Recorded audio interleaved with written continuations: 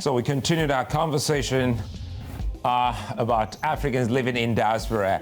Did you know that's quite a whole lot? Hey, that's one of the things you get when you actually open your show on the hallway like this. But the thing is about the Hall of Fame of Africans living in diaspora is so tall to the extent that we really can't exhaust everything, even in a month, the year. But it's something we keep on talking about. Welcome to VSA. I'm Sulaima.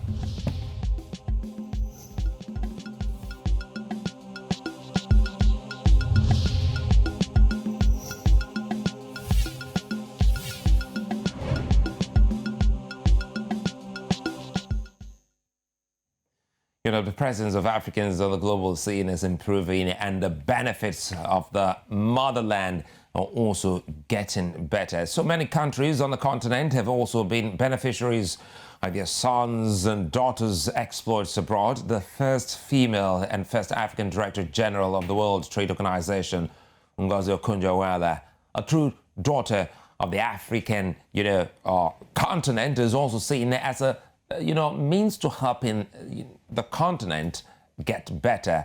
Like Okonjo-Iweala, there are Africans in top offices in the global scheme of things. As good as this may be, it doesn't tell the full story.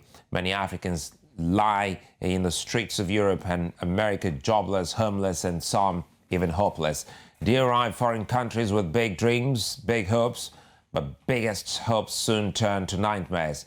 For the thousands of the great stories are millions of stories of rejection, psychological imbalance, a lack of identity, and confusion. We've been doing this all week, and of course now I'm being joined by Patience Ndidi Key, a former chairman, board of directors, Nigerians in Diaspora, organization Americas in the US, United States of America, and of course Collins Nweke, global affairs analyst, talking to us from Belgium. Good to have you, ladies and gentlemen. You're welcome to the square. Thank you very much. Thank you so much for inviting me to your great program. Great, thank you very much. Let me start with you. The number of African immigrants to the United States has been rising steadily. And of course, you and your group should be really worried, because you have to always weigh in, key in, and see how these people are settling so they become better ambassadors of the continent. What does this portend for the global African community and Africa, especially in the US? Yeah, Nigerians, like you said, are growing, enormously in our different communities. And that is why we have organizations like NIDO, which is an umbrella organization to the professional organizations, ethnic organizations, and cultural organizations in the United States. And our main objective is, to galvanize our people to come together as one for one primary purpose: national development, the building of Nigeria. We all left Nigeria, whether in the olden times, whether by colonization, and in the recent time, whether by voluntarily leaving the nation to go to other Western world, for example, the USA, for greener, in search of greener pasture, in search of a better life, quality life, and also better education. But there's a place called home. So the organization, the main reason is to bring our people together to focus, back home, our place of origin. How can we come together as a people, as a nation, as a community doing great things in the United States, to also think that we have a place called home to, support in the growth and development of, our nation, Nigeria.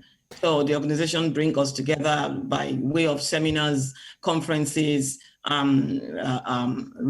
collaborating with the diplomatic missions, to see how we can work together, and also relating. A great deal relating with the government to see how we can work out strategies and policies to help build home, and also create enabling environment for the diasporan to be comfortable, at least not 100%, but at least be comfortable to say, okay, I'm ready to either come back home to help develop, or I am ready to come quarterly to help, transfer knowledge and do things for the purpose of the grassroots and also grow the nation. Well, indeed, we'll come back to you so that we can talk more about the good work NIDO, that's Nigerians in Diaspora organization, what your group is doing. But again, Collins, we have had cause to go through some of your work. You're also working to seeing that Nigerians and especially Africans who are being trafficked from the continent get justice. Tell us how this works, because ultimately some of these people settle in and become, better citizens of their host countries and as well as of the continent. Thank you, Sly, for having me. Well, essentially, I want to see migration not from merely a positive sense, but more from an objective sense. I say this because migration has been under very serious scrutiny, sometimes, serious attack. We have seen that, play out in the last 4 years, incidentally, in the same country where Ndidi is speaking from right now, under the, past president of the United States, Donald Trump. And so in the last, periods, migration has received a very, very bad, very negative name. Now, I'd like to, depart a little bit from that and see migration more from an objective, positive sense. Now, even when the feeling is there that when Africans migrate to, the Western world, that it is a gain for the Western world and a loss for Africa.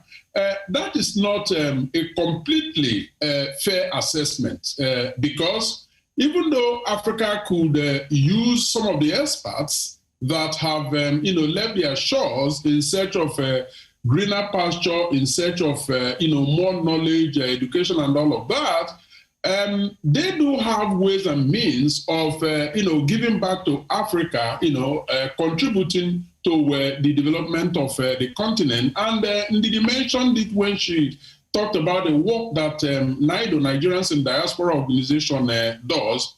And, it all depends on how the different African governments try to organize their diaspora so that they actually mean something positive for their countries and ultimately for the continent. Now, I don't even want to go into the areas of remittances. I recall that sometime last week or so, we had some conversations about infrastructural deficit in Africa, and we surmised that some 93 billion US dollars is needed to,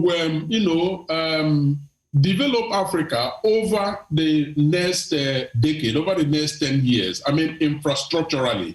Now, when you put that side by side, the fact that Nigerian diaspora alone remits 27 billion annually to Nigeria, and if you calculate the 93 billion that is needed to develop Africa over a period of 10 years, you will arrive at 9 billion per annum.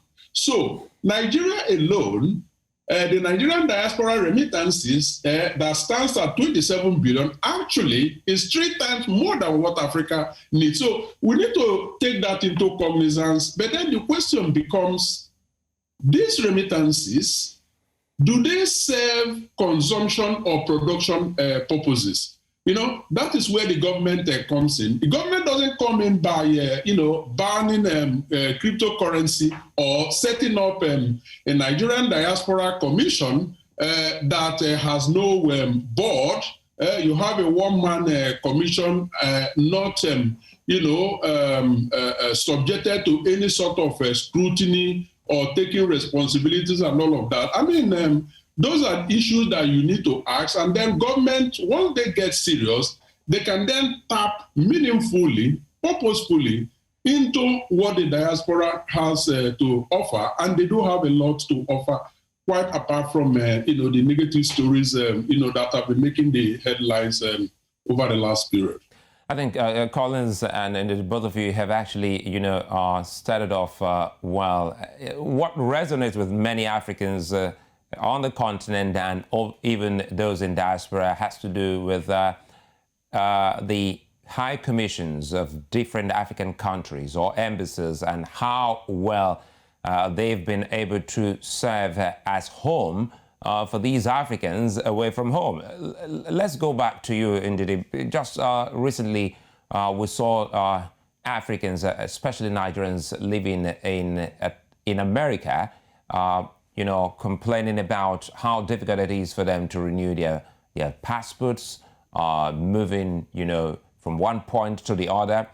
For NIDO, Nigerians in Diaspora, organization, tell us, some of the key concerns that come before you as an organization that you handle on a daily basis so that we can best understand if this is something that should ordinarily get to the embassies or high commissions.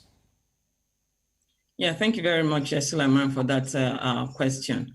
That is a very big issue in our community in the United States in regards to passport intervention, renewing of passport, getting visas for investors, or whether Nigerian investors or foreign investors who wants to come to to Nigeria for investments. The Pacific region of America, the California area, it's that we have no working consular services or embassy in that area. I say working because we actually have a building that is not of any use. And NIDO has done its best and is still doing its best. We have reached out to the embassy to know why we have a building, a consular service that was in function originally, but right now it's not functioning. And we have reached out to Honorable Abike Dabiri. We have reached out to the Ministry of Foreign Affairs. We have, to know how and they told us what they think is the problem. At the moment, we have also reached out to even the Congress representatives in that area to know how we all can work together. No responses, nothing has been done to actually make that happen, but we're still working towards it. So having to travel from California or Houston or those areas where we don't have embassy or consulates, it's a big deal. Why? Because when you leave your area, you're living work, you're living children, you're living the benefits you will get at that period to go to DC or Atlanta or New York, depending on your jurisdiction. You have to pay hotel bills, you have to, So on the side of the diplomatic mission, what we see interacting with them is that nothing actually, it's not a fault of theirs, because every resources that they use come from Nigeria. I would say that they have no say. Everything we say, it's referred back, to the federal government, to those in power, to those who takes care of the consular immigration issue in our places of residence. So it's something we want a change. We want a change. We want something to be done. We want a quick action to be taken so that the Nigerians in the California area, in the Houston area, will begin to get their services, to them. Because this is very important. I can imagine what people go through, knowing full well that time is of the essence where you live at the moment, knowing full well you're far away from family, far away from home, and people. The aspect of children you spoke about hits really, really deep. Let me bring in Collins here. Collins, many don't know that apart from being a global analyst, you're also a counselor in Belgium. Tell us how it's been like, because grassroots governance or grassroots democracy is key in handling some of the issues we're talking about at the moment. Well, yeah. Well, thank you for raising that. It's not something I I talk about so often. As you know, all politics are local, and mine is especially local because since 2006, when I first got elected, I've concentrated mainly on the sort of politics that touches the life of individuals, of the everyday man. And that is why I, take my political work pretty seriously. Now, how did I get there? Essentially, you come into a new environment, you like quite a lot of things that you see, but there are also things that you don't quite like. You have two choices. Either stay on the sideline and complain, to high heavens, or, try to do something about the things that you don't like. In my own case, I decided that, I'm going to, team up with like-minded people to find ways and means of, working on those things that I don't like in the new environment, that I have landed. And in the meantime, I had become a dad.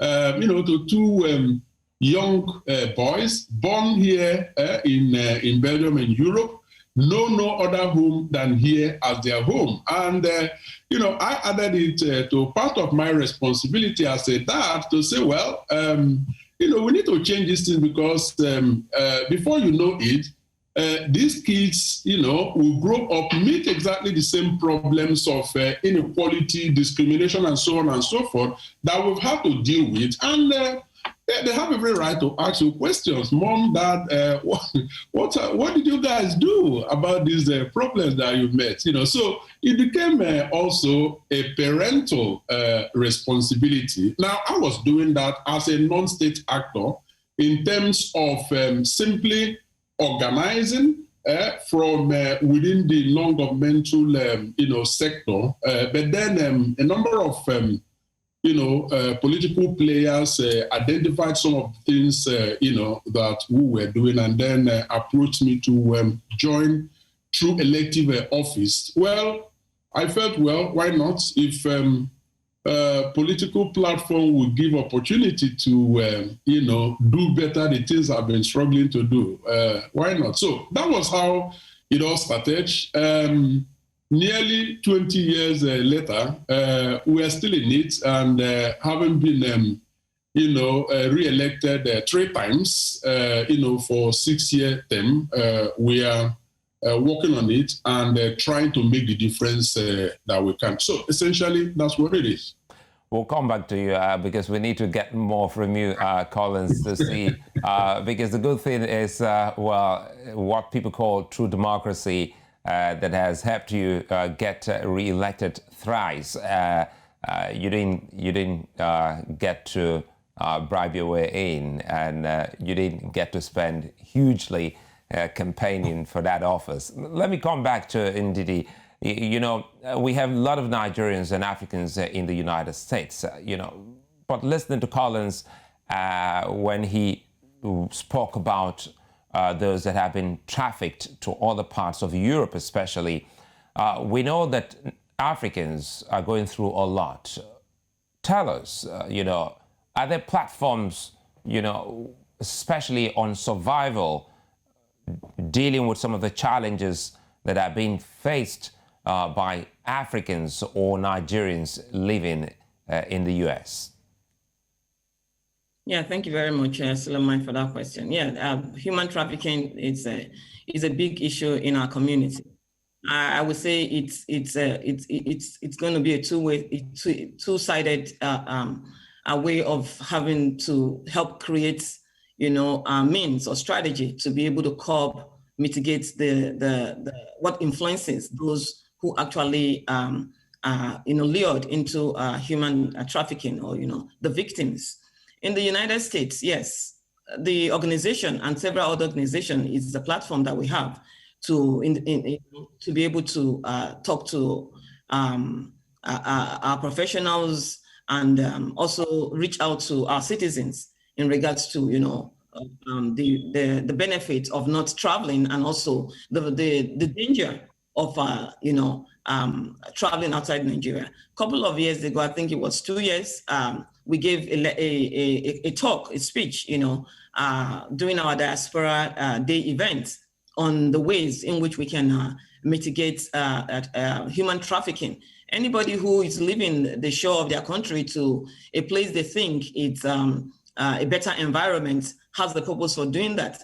Is either because there's no quality of life, there's no education, there's no decent life, and they believe, that going to Libya, traveling to Mediterranean Sea, and doing, things that will endanger their life will be the best thing to do. Having been in touch with Nigerians, whether from here or also in Nigeria, some will tell you that, even if it's to go to Rwanda, even if it's to go to wherever, some even use the word over their dead body, they must leave Nigeria and all that. So what we do is, try to create that awareness that, traveling to a place where you don't know, or where you don't have the paperwork to stay, or where you don't have documentation, it's a great danger. And also, reminding them of experiences of those who have been able to come back alive to tell us, this is what is going on. At the moment, there's a young girl in Angola that is crying for help. And they spoke with one of our members in Atlanta, who is reaching out to us, and we're communicating, on how to go about this. The next thing we want to do is speak with her. They called me yesterday. I wasn't in a position to answer. Reach to her, know what she actually wants, and also reach to the agencies like the Diaspora Commission, our embassy, to interact with the consular service or consular department in Angola to see how we can. We even went ahead up to the extent of getting the information. We just hope is the true information of the boss or whoever is trafficking these girls, and so it's a way of having seminars, conferences, relating with the government, relating with our embassies, relating with these individuals, and giving examples of what have happened in the time past for people to actually know how to live, and also for the government to create that enabling environment. It's not enough to tell them, do not travel outside Nigeria, do not go by way of Mediterranean Sea, or do this, without giving them that opportunity. All they're looking for is opportunity. Nigeria and so many parts of Africa is such great countries and great continents for us to have our people travel to areas where they will, see premature death and live worse life than they were living in their own country. So in addition to telling them, do not travel, having seminars, creating that awareness, they need that enablement. They need the opportunities. They need jobs. They need skills. They need transfer of knowledge. And that's where the diaspora come in to be able to help mitigate these issues. Collins, what readily comes to mind is settling down in a place where there are cultural differences, as well as even in language. For instance, how you were able to navigate your way in Belgium, and today you are doing pretty well. Take us through the trauma Africans go through arriving any part of Europe, any part of the world, where the culture, the language is quite different, and how they've been able to soldier on that the continent today celebrates them? To a large extent, our initial orientation as Africans prepare us for quite a lot. Now, I say this in the positive sense, but when you look at it, on hindsight, you ask yourself whether it is indeed a positive thing. Yes, we absorb quite a lot that our European counterparts, are not able to take in. You come into a place, especially if it's a language country like you mentioned in our own case, the first thing is, to learn the language, quite apart from trying to adapt to a new culture, a new, culinary culture as well. Common, getting your egusi or okra and your simo and gari, to eat. I mean, people might laugh at this, but these are very, very little but very tangible things that can create very serious headache for somebody who comes into a new environment. Now, added to that, you also have to deal with the issue of acceptance, because not everybody around you in the new environment is happy to see you there. Now, those of them that are lazy and are not quite willing to get their hands dirty are actually looking at you as the cause of their problem, because you have a job and they don't have a job. And then when you don't work, it is also a problem for the government. So there are just a whole lot of things to handle. Now, the outcome is that when finally, and sometimes finally can mean some 10 years before you actually get your bearing, you have gone through so much trauma that quite a lot of people end up here depressed. Some develop very serious psychiatric, problems. People don't understand that, we live in a community where, mental health problems or issues are not quite taken seriously. People are simply written off as, one thing or the other, bedeviled by, one affliction and so on and so forth. So you still have to deal with that. And then you add that to the pressure coming from home in terms of, sending money to support, aged parents, siblings, and so on and so forth. And then you haven't even touched on the issue of your professional career. Some who migrated were actually professionals back in Nigeria. But when you come in here to the diaspora, you have a whole lot of other things to deal with that you are not even looking at professional development. Like I said, it takes an average of 10 years to get your footing if you are still there, because some get frustrated and keep moving on and on. But then you have lost quite a whole lot of time. Now, is this story in general terms the same for everybody? No, there are some that manage to find their way quite quickly, through thick and thin. But in terms of percentage, we're looking at something in the neighborhood of less than 20%. The overwhelming majority of about 80% actually have to struggle. But one good news is this: Africans are very resilient. They never give up.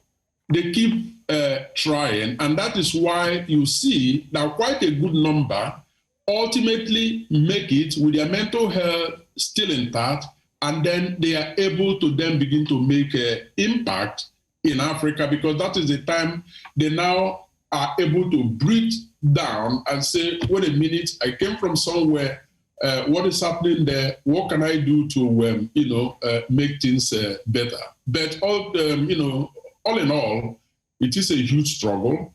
Now, having said all of this, just by way of concluding, having said all of this, I am actually not the type that actually discourages migration. No, migration is as old as the world. People, young people, have the right to explore. They have the right to live where they are and want to try, life somewhere else. The only thing that people do that should be discouraged is not getting sufficient information about the place they want to migrate to. But the whole idea of migrating, for Christ's sake, is a good thing. Young people should try it because it might work out. But then take as much information as possible. We have lots of, Africans, Nigerian students studying in universities here. Now, it is also a good thing for the host community, because these are individuals who, when they return back to their country of origin, will become ambassadors of these countries. Okay, so the international relations, diplomacy, they all continue to thrive as a consequence of the sojourn of these individuals. We'll take a moment. When we come back, Patience Ndidi Key and Collins Nweke will come back. We'll talk more about some of those things that those in diaspora should be doing for the continent. And again, see if we can open the doors to your homes and see how the children, Africans, are doing with, those lovely ones. And of course, you said something about culinary, the food, how you've been able to navigate all of that in Europe and to, indeed, you in America. That's when we return. Stay with us.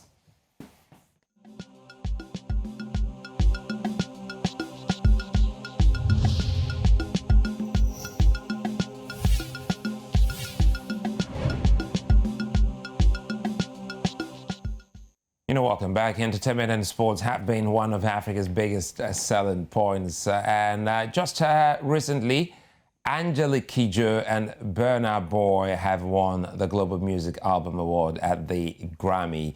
Many other actors of African descent like Lupita Nyong'o from Kenya, David Oyelowo and John Boyega from Nigeria have stolen headlines in Hollywood for their excellent contributions to the development of their sector. In sports, examples like Mo Farah, a Briton of Somali descent who's won multitudes of medals for Great Britain, is there. Well, there's also Anthony Joshua, an Olympic gold medalist for Britain and a current heavyweight champion of the world in boxing.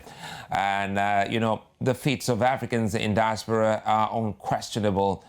And they've been seen to rise even in politics. Currently, there are 55 African Americans in the U.S. House of Representatives. In the UK House of Commons, there are also many Africans there. With all of these being recorded, the story in the continent is still highly unimpressive. Contributions from the diaspora, although improving, as highlighted by Collins, can be better.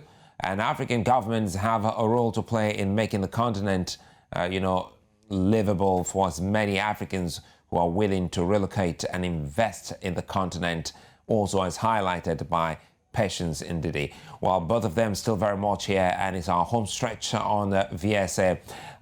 Good to have both of you join me again. Let me go to the United States, where Patience is, it's not really unusual to hear stories of Africans in diaspora saying that they don't want to come back to Africa because the conditions aren't right. In as much as money is pumped, into the continent, it doesn't reflect the amount of money being sent even by, Nigerians living in diaspora. How can everyone on the continent, those in diaspora and those on the continent, tackle this? Yeah, in regards to the remittances, Mr. Collins said something. He said we should weigh this. The monies, the remittances into our continents or our countries, what is it used for? What is it sent for? What do we have at the back of our mind when we're sending those remittances? Mostly, the greater percentage of the remittances to the country, it's, to our families, to our loved ones, and in a lower percentage, maybe to develop our personal businesses. And I'm sure that's why, for example, in Nigeria, we're looking at doing the national ID card, CBN, think, they can find other ways of influencing, using the remittances from diaspora by taxing it and things like that. The big reason why, it's difficult for Nigerians, especially for Nigerians in the diaspora, to, do things back home and be happy they are doing some things back home, and it's because there's no relationship. Let's be real about this. There's actually no kind of relationship. So many people who have tried to invest in the country, have stories to tell.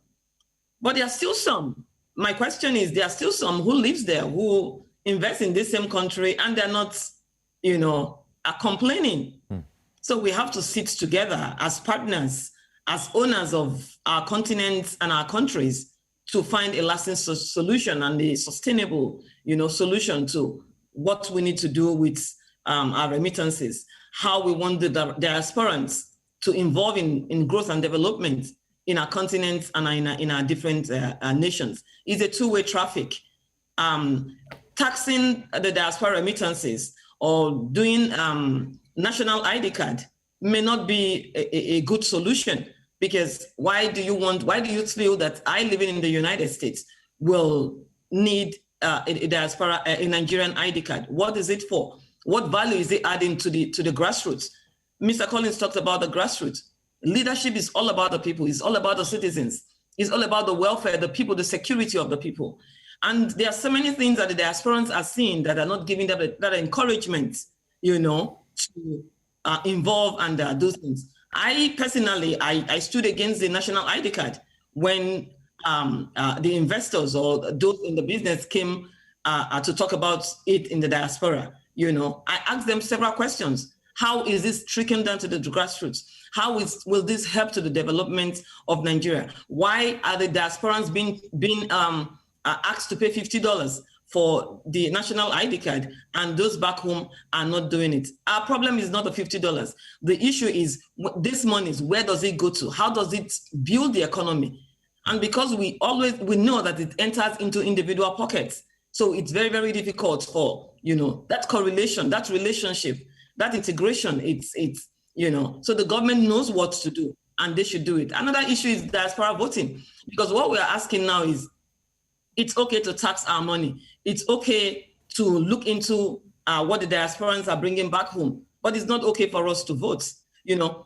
Quickly we put in structures to look into diaspora remittances and how it can favor the economy. If indeed it's favoring the economy and trickling down to the grassroots, I'm sure diasporans won't have issues with it.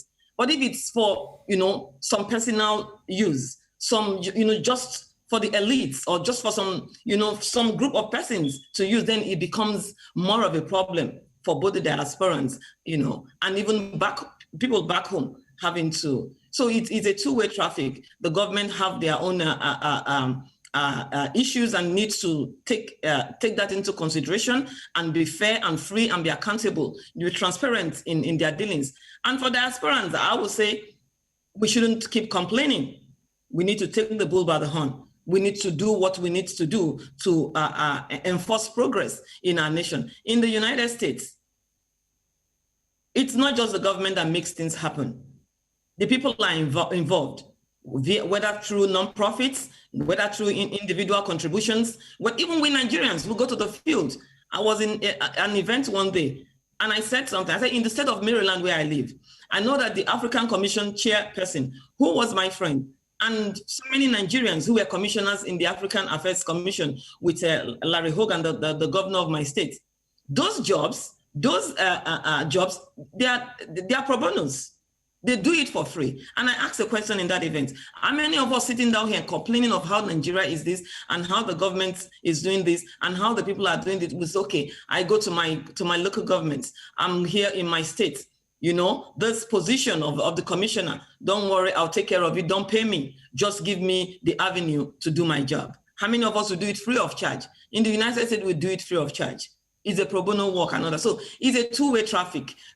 The government have their issues, the diasporans have their issues, but we need to do what is right for the people because things are going down the drain. It's not about looking for how to use. Let me weigh in here. Let me quickly bring in Collins here because you've brought in different perspectives, and once or twice I caught Collins nodding to that.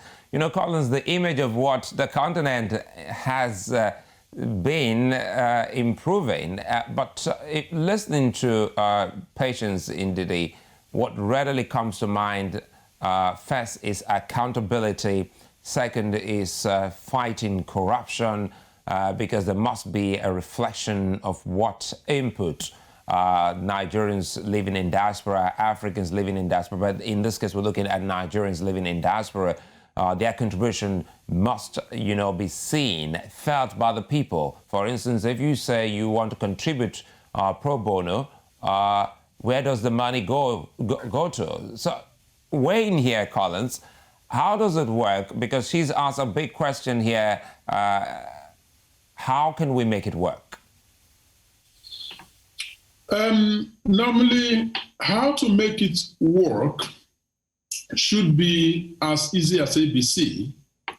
But the reason it doesn't work is because when it begins to work, there are people who would lose out. And the people who would lose out are those in government who actually benefit big time on the disorderliness, because they thrive. Their agenda of defrauding the economy, shortchanging the people, actually thrive in a disorganized, disorderly environment. And it's not like they have no clue what they need to do. They don't have a clue what they need to do. But when they implement orderliness, the tap through which the money runs is going to run dry. So that's one. Now, I believe that the issues, the problems are structural, beginning with the political system that we operate. Take Nigeria as a specific example. The electoral act, the electoral system of Nigeria is so defective that you can hardly ever expect a free and fair election from the way things are constructed at this moment.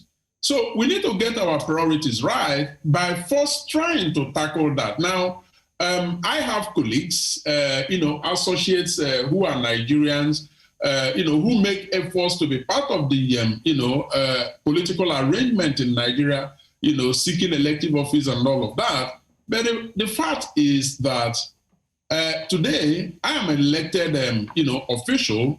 I didn't have to have any godfather. My parents or grandparents weren't born here to talk about a political dynasty into which I fell, and from there, taking advantage of the political capital and then getting elected. No, I had to start from zero. Nobody even cared where I came from. Whereas in Nigeria, if your parents are from Anambra or Imo State, and you live in Sokoto or Katsina or Borno State, you can hardly stand for and win elections there. So those are the sort of structural issues that Nigeria needs to look at. And then finally, I want to talk very briefly about how difficult the situation in Nigeria makes it for those of us in diaspora who actually fly the flag of Nigeria in terms of promoting investment, in terms of promoting tourism. Because when the individuals, the investors that you are talking to, do a very, very basic search on Nigeria, they will find that the country more or less is ungovernable. The investment climate is very, very porous. And so they make it much more difficult for those of us who still believe in the country to promote the country in a positive, light. So there is a whole lot of work to do. Now, because there is a whole lot of work to do, does that mean that it's going to take ages to get us sorted out? No. What Nigeria needs is the right leadership. Because we have seen in a number of other countries, I'm not going to name names, that from a long journey of mismanagement and bad political situation, they arrive at a point where the right leader emerges at the helm of affairs, and things from that moment, get accelerated. That is what Nigeria should seek out for, because it is expected that once the right leadership is in place, the rest of it will fall back in place as well. Quickly, before, as we wind down, let's talk about children of, Africans living in the diaspora. When we started this conversation, we've had Africans come on this show to tell us the fantastic stories of their children, especially those that have never stepped foot on the continent. and how proud they've been, about the continent. Patience, indeed, tell us how easy has it been, bringing up those very young Africans living in diaspora, so that they can start seeing, the continent where the parents are from as their roots. Yeah, we parents, we have a lot of work to do in that regard. For my children, one of the ways, it's, of course, they eat our food. They love our beans. They love our jollof rice. They love our fufu. And we see what is trending on the internet now, the fufu from Victoria in California, Victoria restaurant in California and all that. I told my daughter, I said, you see, you eat fufu and you like it. I think you're on TikTok doing a lot of things. I think you need to start promoting Nigerian fufu and jollof rice. And again, we need to teach them the language. It's the work of the parents to do. I know I've been in touch with some parents who generalize, saying that, where we are is the home for our children. I said, talk for yourself, don't talk for me. My own children are there for their dad is American. But guess what? I have to make them know their roots. Their mother is from Nigeria. I tell my children that you're smart, jokingly, but of course, that you are smart and doing what you're doing today. It's not because of the Nigerianness in your mother. I make them believe good and well about Nigeria. And when my mother died, we all traveled, even if they were very young. I have people who can stay here and take care of them. I flew them back home for my mother's burial. And we planned to be in Nigeria 2019, and we moved it to 2020, and the pandemic, disrupted things. And they are eager, because when they first went, they were very young. They're eager. They want to go to Nigeria, and so we have a lot of work to do to create that positivity. I was in one event and I lamented. I said, we keep saying leaders of tomorrow, leaders of tomorrow. And I said, this is how old I am right now. Before I was born, people were crying leaders of tomorrow. Now I am this age and people are still saying leaders of tomorrow. And we will never attain it, we will never get it, we will never have leaders of tomorrow if we don't instill that leadership, that culture, that originality in them. It will never come to pass. It is what we see, our children see us do, that they will emulate.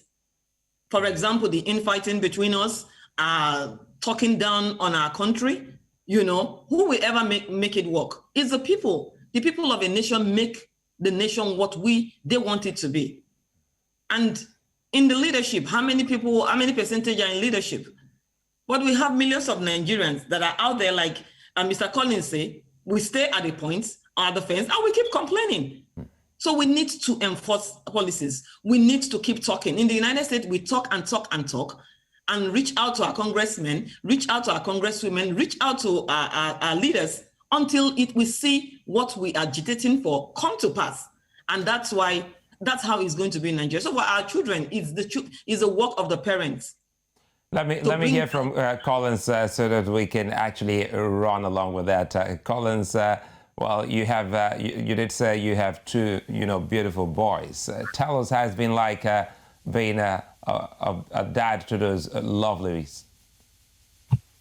Thank you, Zulai. I mean, there is nothing I love more than talking about the kids and their growing up, the task of being a father, which I take very, very seriously. But for want of time, I'm going to keep it very short. Now, I'm faced with the reality.